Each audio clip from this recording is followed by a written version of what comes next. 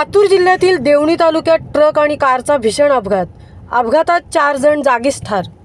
लातूर जिल्ह्यातल्या देवणी तालुक्यातील धनेगाव जवळ ट्रक आणि कारचा भीषण अपघात झाला असून या अपघातात कारमधील 4 जण जागीच ठार झाले आहेत.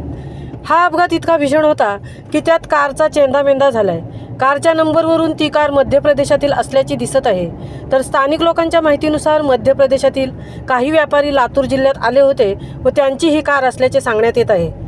महामुंबईसह दिनेश पवार, लातूर.